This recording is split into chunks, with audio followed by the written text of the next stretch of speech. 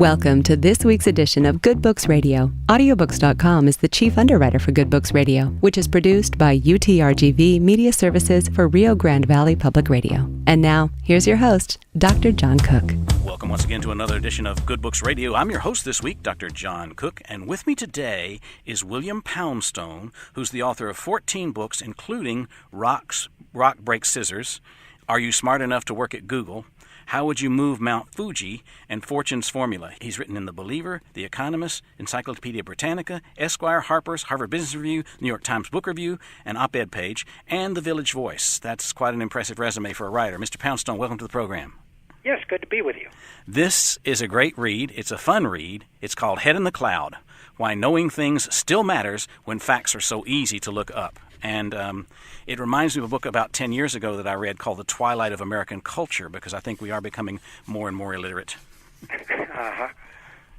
Let's start with the Dunning-Kruger effect. Let's talk about that in just a minute.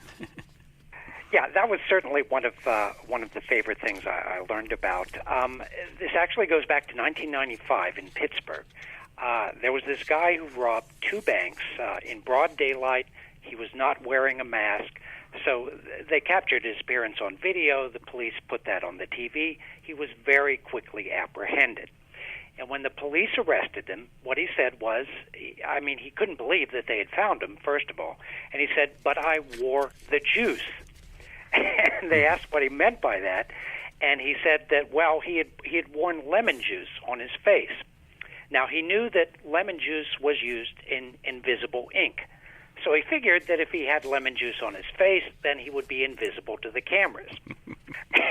And he even explained that he had tried it. He had taken a Polaroid camera, which is what they had back then, and snapped a picture of his face, and according to him, his face was not in the picture. So the police kind of figured he was probably about as expert at photography as he was at bank robbing.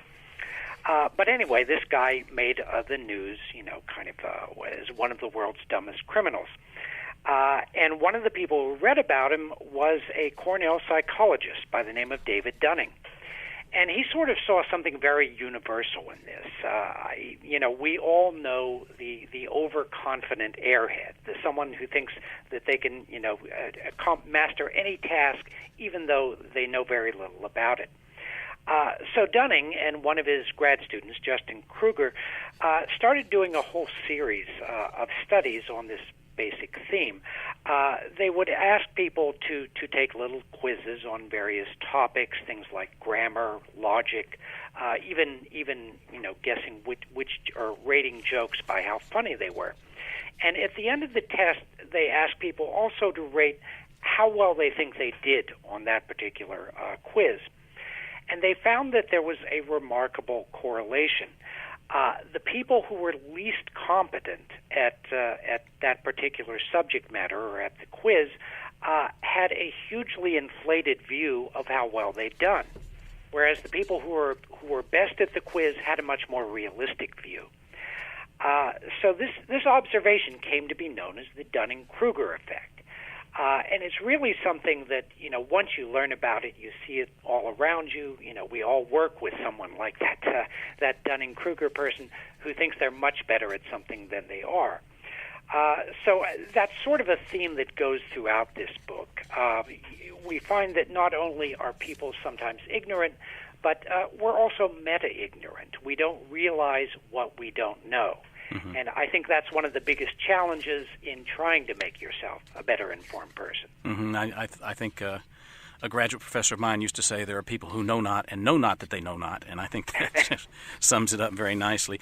Well, there's a lot of stuff here that we could talk about topic by topic, and I may bring up some particular details of particular studies just because I found some of them so interesting. I think it was Common Core that did the Are You Smarter Than a First Grader? Yes. Yeah, there's a big controversy over Common Core, but when you look at what it actually says, it's some pretty basic sets of things that they expect people to know. If you're a first grader, according to Common Core, you're supposed to know that the sun is a star. You're supposed to know that the Earth goes around the sun rather than vice versa. You're supposed to know that civilization began in Mesopotamia. Some pretty basic stuff. But I did a quiz of 10 of those Common Core first-grade items and found that the average adult got about 7 out of 10 correct. So even in that case, adults really are not terribly informed on these very basic things. Mm-hmm. Well, it's not fair to us older people back before Pluto was demoted. It was a planet, right? That was one of the questions, yes. There's something about being able to look stuff up, and you address it as the Google effect. And there's that study by Wegman of Harvard where they had to they were sent a list of 40 facts, and some people were instructed to type them in, and half were told to remember the facts, and the other half were not told to remember them. But they were also told, again, half and half. Some were told that their answers were going to be stored on the computer. Others were told they would be erased immediately afterwards. And what they found was that whether you'd been told to remember the facts or not really made no difference in whether you did remember them. But there was a big difference between the people who were told that the answers would be stored on the computer and would be erased. The people who thought the answers would be erased were much more likely to remember them. Mm-hmm. Whereas the people who were told that they'd be on the computer and could always look them up afterwards, they tended to automatically forget them. So this is, as you say, known as the Google effect. And it's certainly something that we should think about today because obviously on the Internet you can look up anything. So I think we all, consciously or unconsciously realize that since you can look up anything, it's really not that important to remember things. So the book is kind of walking through some of the consequences of that. And one of the things I say is that you have to have a certain baseline of knowledge just to know what you don't know. Mm-hmm. Because that, for one thing, is a prerequisite for really getting the power of the Internet. If you know that there's a certain fact you don't know, it's fairly easy to go into Google and look it up. But if you're so ignorant you don't even know what you don't know and that there is something you should be looking up, that's when you get into trouble. Mm-hmm. Well, while we're talking about Google, let's mention Senator Rand Paul's talent at plagiarizing. Yeah, I think we've all heard a lot of different stories in recent years of some senator or some very prestigious person apparently lifting big chunks of material from Wikipedia or from another book, apparently a cut-and-paste thing. And then, they usually blame it on a staffer, which is probably true in most cases. But if you look into the psychology behind that, there really is a generational difference here. The younger people who have grown up with the idea that you can look up anything on the Internet and copy it, they tend to regard that as just good research, as something that's value-free. They don't really see it as plagiarism or cheating, whereas older people tend to, say that's really a serious thing. What's interesting is that Wegner, again, at Harvard, did a study where they had people fill out a quiz, and half of them had to fill it out based on their own knowledge, and the other half were actually told, you can look this up on the Internet. And at the end of the quiz, they asked them some questions about how well they felt they did and, how they felt about their competence in that area. What they found was that the people who just looked stuff up actually felt that they were smarter than the people who had taken the quiz and just, answered from their own knowledge. Mm-hmm. So I think we really do have this sort of ownership of the Internet. We feel that it's this knowledge commons and that if you use it, you're entitled to use it, and you consider yourself clever for using it. So that is kind of a sea change in the way we relate to knowledge. Mm-hmm. Let's look at some of the particular areas of ignorance. One of my favorites is geography because you've put up a map of ignorance in the book. Yes. Showing the various size relative to the relative ability to recognize what country that is. Yeah, I think, it's almost a cliche that Americans are really lousy at math, and I found that this is certainly true. What I did was actually ask people to find both states and countries on a map for basically all the sovereign nations of the world, and then I kind of do a distorted map showing where people are most ignorant and least able to locate nations. As you might expect, we're really the worst with basically Africa and South Asia. Most people are very bad at finding, countries in that part of the world. But the surprising thing was even in the U.S. I mean, there are an awful lot of people who can't tell Alabama from Mississippi. They're kind of two similar shapes, close to each other. Same phenomenon with Vermont and New Hampshire. The Dakotas throw people. So even in that case, people are pretty hazy on geography. And it's interesting that how ethnocentric the answers are. That 90+% can find the U.S., Australia, Italy, Mexico, and Russia, but less than 30% can find Nigeria, Costa Rica, or the Republic of Congo. Yeah. And it's just, I think that says a lot, not only about how we seem to have deleted geography from our education, but how much emphasis there is in our news programs on things that affect the West. Yeah, I'm sure it's a big phenomenon of the news because there is so little international news in much of the media today, particularly with the Internet, where you've got news aggregators and you kind of click on things that you're interested in. Americans tend to be more interested in what's happening in America, so we tend to tune out, the rest of the world. And this is exhibited in many ways, but even in the simple ability to find some place on a map. I do go into the idea of whether this has consequences. Now, you might say that geography is like cursive writing. It's something that used to be emphasized, but maybe we don't need it so much now that we've got Google Maps. If you ever need to know where Nigeria is, you can certainly Google it and find out. But there was a very interesting study that was done after Russia invaded Ukraine. And as you remember, at the time, there was a discussion about whether the United States should maybe intervene or do something. Well, a group of sociologists did a survey, kind of like the one I had done, where they showed people an unlabeled world map. It had the national boundaries shown, but again, no labels.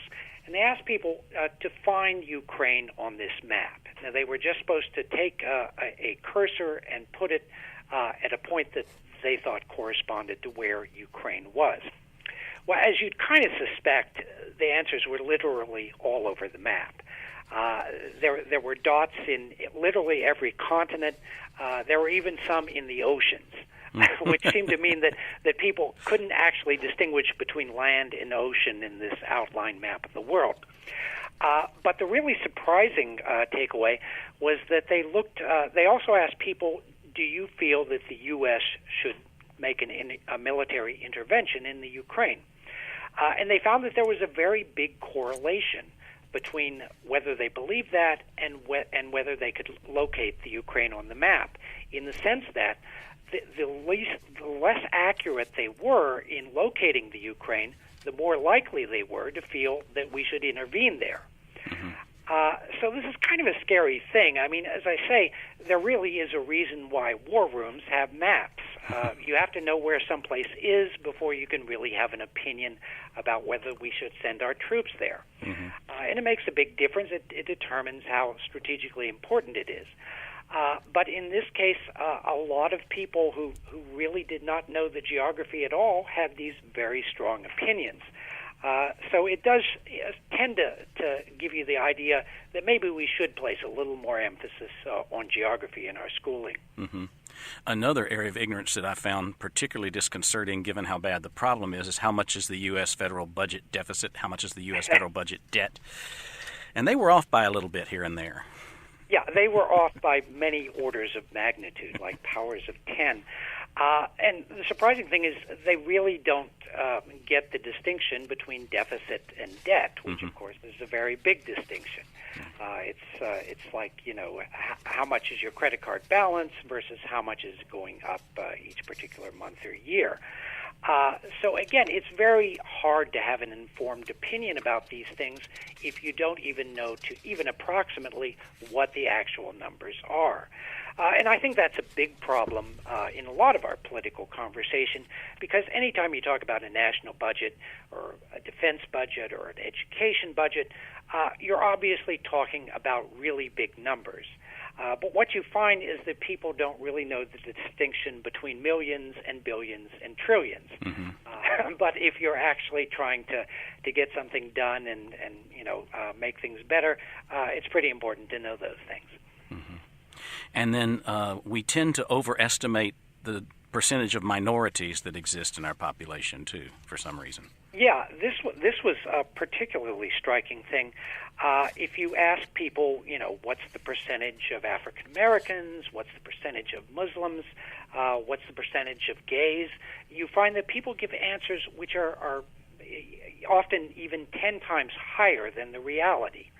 Now, I'm not sure why that is. It may be that it's just anyone that seems to be different from your perspective is sort of more salient in your mind. But again, people are very bad at estimating that. And even things like how many senior citizens are there. So when we're having a discussion about Social Security or Medicare, if people have these very exaggerated views of how big the population is, it's going to make a difference in your political leanings. And history. How many can name at least one important event in a certain time frame? Yeah, I had a lot of fun with that one. We think we have this balanced view of history. We basically know what happened when and so forth. But if you even ask people something like which came first, the U.S. Civil War or the Revolutionary War, a lot of people will get that wrong, and it's a pretty basic thing. What I did was I asked people by decades and then by centuries and even by millennia to name one important event that occurred in that century, like name one important thing that occurred in the 1400s. Now, in that case, people were actually pretty good at it because they knew 1492, Columbus, so they could name that. But if you even ask what happened in the 1500s, many more people draw a blank. So we have this very skewed version of history in our minds, and in fact, I found that by naming historical events, the median event named was basically in FDR's administration. So basically, half of what we know or think we know of history is basically since the 1940s. So we have this view of history that's very much biased towards basically our own lifetimes and that of our parents. And millennials have an even shorter awareness because of their shorter lifespan. We seem to pay attention to things that occurred in our lifetime, it seems. Yes, exactly. In fact, that's been well established. One of the researchers I spoke with, Henry Roedinger, did a famous study of just asking people to name U.S. presidents. And he found a kind of U-shaped graph if you put the presidents in chronological order. Obviously, everyone knows George Washington. Everyone knows Donald Trump and Barack Obama. But then there's a big slump in between these two. And really the only exception is Lincoln. People really remember Lincoln. But if you ask millennials to name presidents, most of them will not name Dwight Eisenhower or even Lyndon Johnson. These people really are not on their radar. I took that test for myself after I read it. I just started writing them down, and I got the vast majority, but I had a book on presidents, and I read about the little biography on each of them when I was a kid. So it depends on what you study sometimes, I think. Yes, exactly. I mean, if you have a special relation to it, it's much easier to do that. But again, most of the people never have that special relation. And that's true of a lot of knowledge.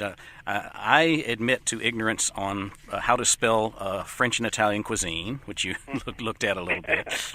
Yeah. And there were some facts in literature that I couldn't call to memory, even if I did know them at one time.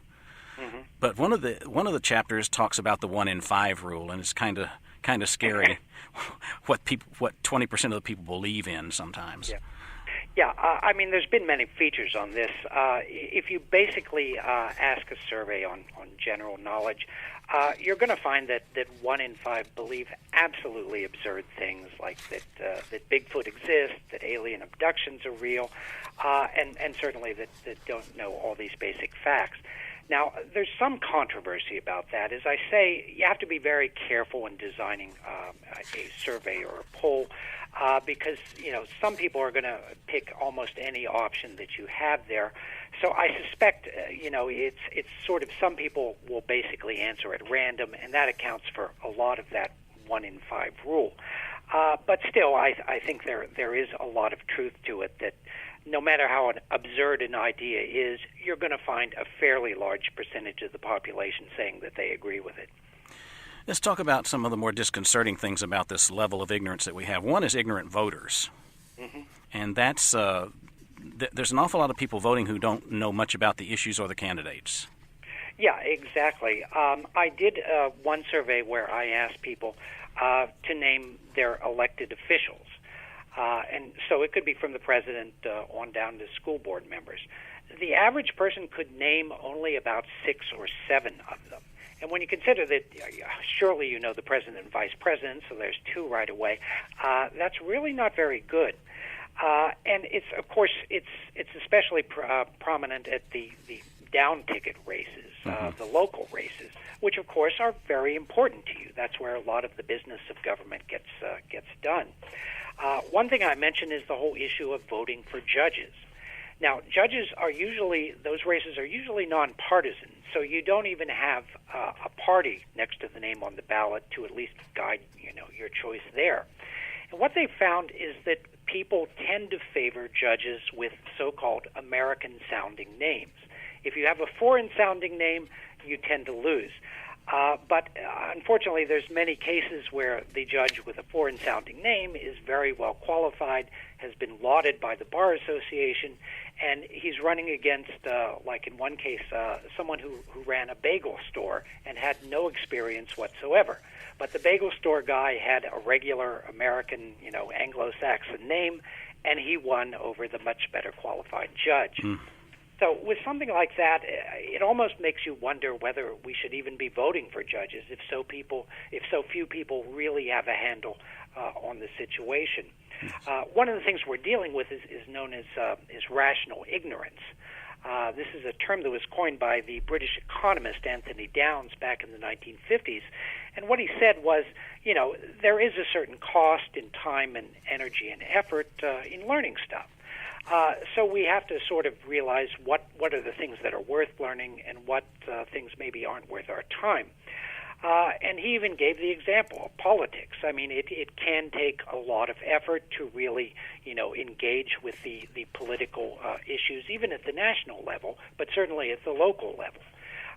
So most people, by de facto, just don't spend a lot of time focusing on these local races for county supervisors, for judges, and so forth. And in those cases, I'm afraid that basically people are voting at random. Mm-hmm. I do want to get to why we're so ignorant of the facts with regard to how we get our news. But before we do, let's put a price tag on facts. There was a lot of studies done in here that looked at the income level versus what people knew. Yeah, I call this the knowledge premium. In many cases, you find that there is a very strong correlation between how well a person does on a quiz of either general knowledge or even, in many cases, more specific knowledge, between that and your income.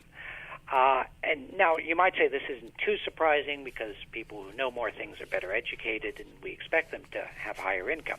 But what I did in this was to allow for both age and educational level. And even when you factor those out, you still find that people who score better on a general interest quiz, what we might call a trivia quiz, or even something like a sports knowledge quiz, tend to have significantly higher incomes. And the difference isn't small. Like for sports trivia, the people who scored worst on the quiz made about $33,000 a year as household income, whereas the people who scored best made about $85,000.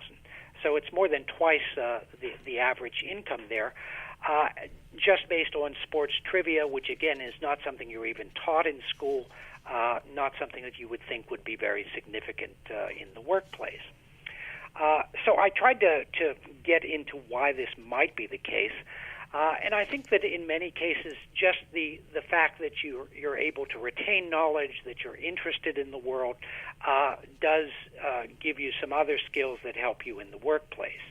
As I say, the sports trivia, if you just keep your ears open at the water cooler, you can learn an awful lot about sports. And I think the people who do that easily, who take an interest in what other people are interested in, probably have a lot of other skills that are good in their job or profession. So in that sense, I think that you can say, quite aside from any sort of general ideas about what's important to know or not, that there is a real dollar and cents value to having some of this basic knowledge. Uh-huh.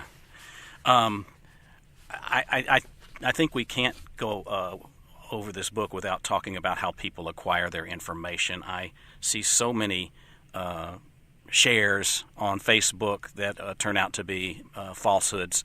I even check them out sometimes on Snopes.com or factcheck.org, and just my response is check out this site because they've killed an awful lot of stars over the last 6 months on Facebook. Yeah.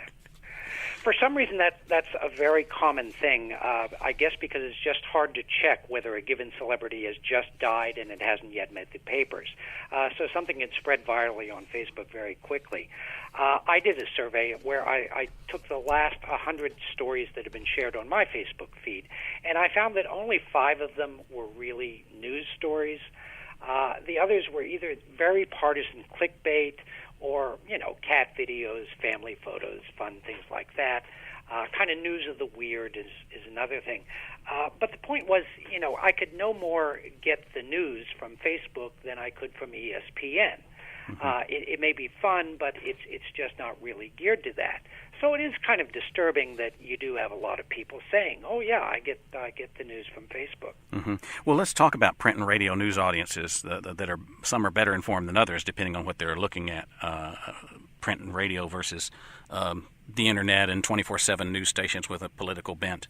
There's a drastic difference in what they know. Yes, there is. In many of the surveys I did, I asked people to also list the news sources that they used. And I had a list of about 40 from both old and news and new type news. And what I found was that there was a huge difference based on the types of news that people followed. I think the biggest trend of all was that if you look at internet and other kind of newer media, the people there tend to be the least informed, rather relative to traditional media like newspapers, radio, a few of the big news shows. And I think this has a lot to do with the whole idea of customization. Now, it's surprising because, we've had for years tech pundits have been saying that customization is a great thing. You can use the internet, something like Google News or another aggregator, to make sure that you get stories on topics that are of interest to you. And I agree that is a great thing. But the thing is, if you just get stories that, fit into certain narrow areas of interest, you're going to miss out on what's really happening in the world. And this tends to be shown in my data where people who get news from Facebook, from Google News, Yahoo News, tend to do the worst of all on these general knowledge quizzes. Another thing I found was just the difference between cable news channels and, say, the traditional nightly news of the 3 big networks. Now, the idea of cable news channels is that you watch the news whenever you want, and of course you've got a remote control. So if there's a story on Fox News or MSNBC or CNN that doesn't interest you, you just switch the channel. But this means that these stations have kind of an obligation to their audience to present these very red meat stories that are going to grab people and keep them from changing the channel. Unfortunately, those type of stories are a very small subset of what is actually going on in the world, and as a result, people of those channels tend to score less well than people with more traditional news shows. Mm-hmm. And in fact, as I mentioned about NPR, the great thing about it, and it scored as highly as any of these news sources, is that it kind of gives you, in say your drive time, a curated version of the news. It's balanced. It's got international news. It's got cultural news. It's got science. It's got everything. So I kind of compare that to the meal at a spa. It may not be what you would have chosen yourself, but if you eat what's put in front of you, it's healthy. Mm-hmm. Whereas a lot of these other sources are more like an all-you-can-eat buffet, yes. Where you're going to, get the spare ribs and ice cream, and it's going to be fun, but it may not actually lead you to be very knowledgeable. And unfortunately, we're out of time. The last paragraph is a great thought, and it is that a broad and lifelong education is not just a means for achieving wealth. It has a lot to do with that, but it's the act of learning that shapes our intuitions and imaginations. And the last line I love a lot. The one thing you can't Google is what you ought to be looking up. This is a great read. It's a fun read. It's now available in paperback. We've been talking with William Poundstone, the author of Head in the Cloud, Why Knowing Things Still Matters When Facts Are So Easy to Look Up. I remind you, if you don't catch our regularly scheduled broadcast of Good Books Radio, you can catch us on YouTube at our channel, which is Good Books Radio, Strong and Cook. Thanks for listening.